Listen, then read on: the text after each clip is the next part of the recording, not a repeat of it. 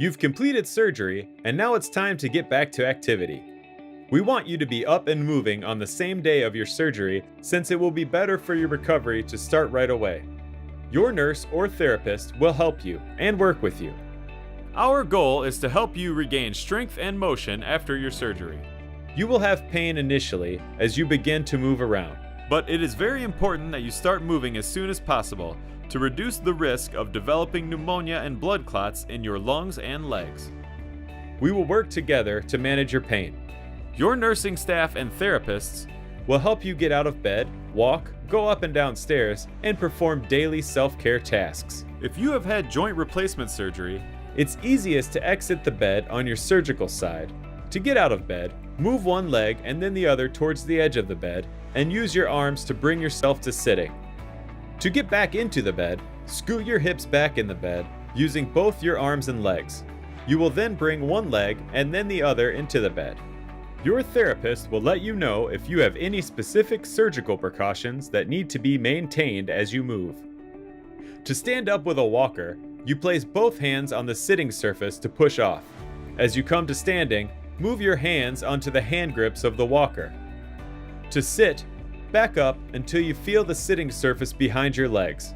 Reach backwards for the surface with one hand at a time, extend the operated leg out in front of you, and slowly lower yourself down. To walk, advance the walker forward first, followed by your surgical leg, and then the other. The walker should maintain contact with the ground throughout. To perform stairs, most patients will use a cane and railing, but the device used will vary depending on your home setup. While holding onto the rail, you will step up with your non-surgical leg first, followed by your surgical leg and cane. When descending the stairs, the order is reversed. Place the cane down first, followed by your surgical leg, and then the other. You should have someone guard you initially. For curbs or steps that are deep enough, you can use a walker. Ascend by placing all four legs of the walker on the curb and then lead up with your non-surgical leg first. To come down the curb, place all four legs of the walker down, followed by your surgical leg and then the other. An easy way to remember the leg order is up with the good and down with the bad. In addition to getting out of bed and walking, you will need to perform exercises to improve your strength. We encourage you to stay active and exercise prior to your surgery to aid in your recovery.